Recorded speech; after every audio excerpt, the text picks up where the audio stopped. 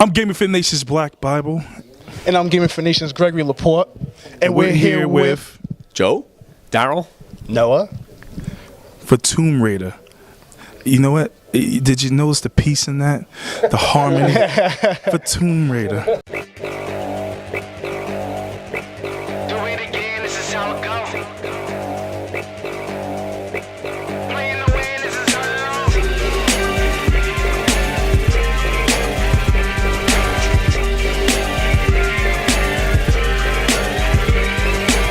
I just feel so short. You guys are huge.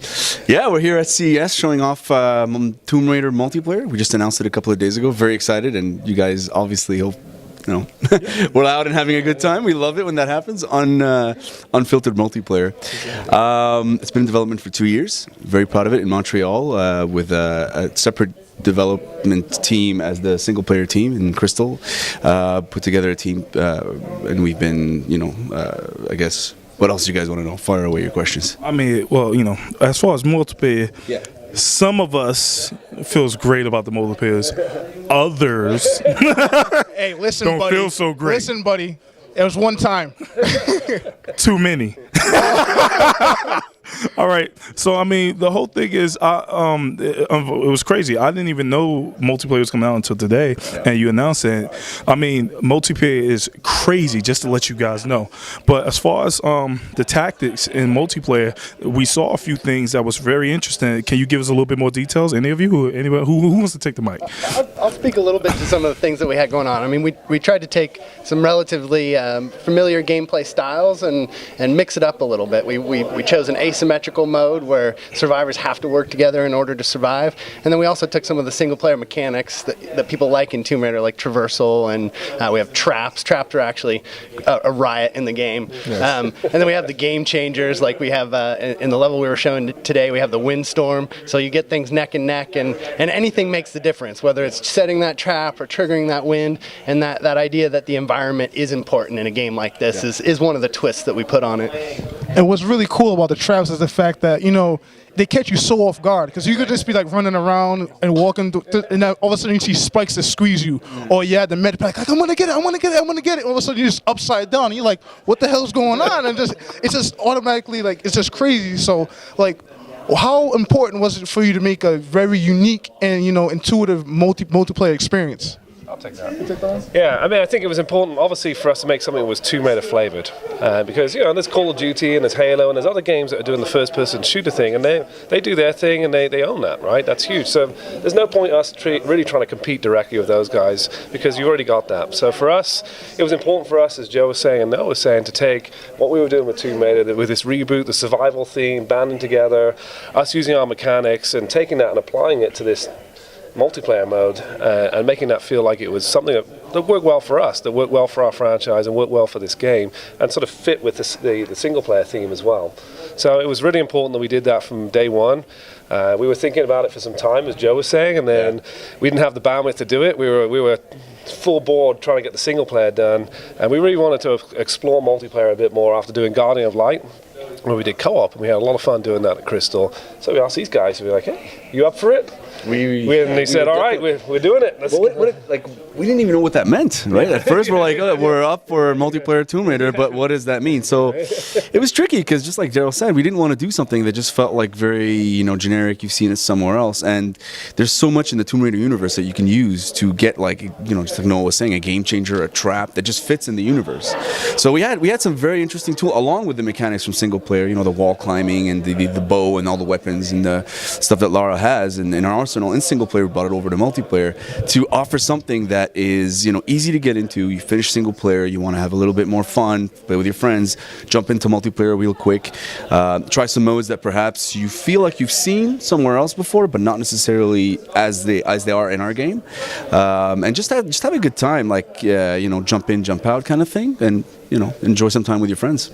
I mean, that's what's cool. Like, I like the fact that you guys, instead of trying to take it all on and try to do single player and multiplayer yourself, you said, how about this? We let another team do it. Yeah. Because, usually when people try to do that, they end up, giving one side too much and the other side not enough. Oh, yeah, definitely. Yeah. It's important that we didn't compromise either way.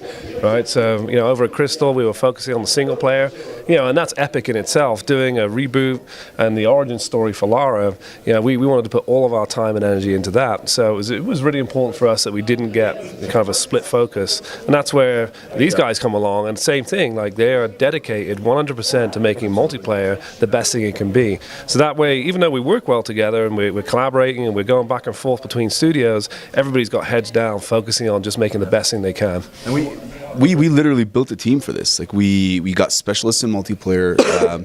Some guys on the team that have shipped very successful multiplayer games that we just brought on specifically for this. Nothing was taken lightly. Right off the concept of what you guys saw today, all the way to the little details in the levels and the level design, and everything was taken with a team that was independent from any other project they were on before taking on Tomb Raider. So I think it was like no expenses were spared, I would say. I mean, I can honestly, one thing I can honestly say that was cool is, unlike some other games, when you got, initially when you do a reboot of a well-known character, it's kind of like people are really skeptical. Whereas what happened with Lara Croft, you got just a round of applause. Everybody loved it. I mean, how does that feel? You changed the game and you didn't get cursed out for it. So how does that feel? Not too bad. Some people. Some people really? I mean, I haven't heard anything bad. It's tough to get everybody. With change comes, opinions and, I'm so emotionally attached to what I saw 5-6 years ago. But I think, going back to what the guys were saying, there was so much heart put into this and respect to what's been done in the past that we really took into consideration where this character where the story was coming from. And I really I think, Daryl, you always said it, that the heart really comes out both on the single player and the multiplayer. Yeah. Like we respected the franchise when we started up on it. And I think a lot of times you see with a franchise like this that people tend to get conservative and it can stagnate, right? And I think what was cool for us creatively was we had a lot of support. People were like, hey, we want to do something fresh. We want to do something people haven't seen before in the Tomb Raider universe, make them sit up and take note again, right? This is Lara Croft. Let's put her back on top. And that's something that you don't achieve if you don't take some bold steps. And to have an organization that recognizes that and says, yeah, you know what? We're going to take a bet. Yeah. And creatively to have that opportunity is a great honor. And we really we thought of the fans when we were making the game, and we thought of people that maybe never got a chance to fall in love with Lara Croft, and we really tried to make a game that everyone could enjoy. I mean, you guys didn't make a game that everybody can enjoy. This is a game that anybody, if anybody, should enjoy. Because this game is just it's awesome. I mean, personally to me, this was the highlight of CES 2013. I was so excited to come in. I heard they had multiplayer. I was like, forget about it. It's done. It's awesome. It's great. Now, my question is, since it's two different studios, kind of working on the same game, one doing the single player, one doing the multiplayer, do you guys kind of have like that that competition, like we did the multiplayer, you guys come to us, we'll teach you a thing or two. Been a few multiplayer matches between studios. That's the great thing about multiplayer is you can actually play it. We're in totally different countries and we can fire it up in the afternoon and play with each other, and that's great. And we can win. I had to learn to not talk too much shit because these guys are living with this 24/7.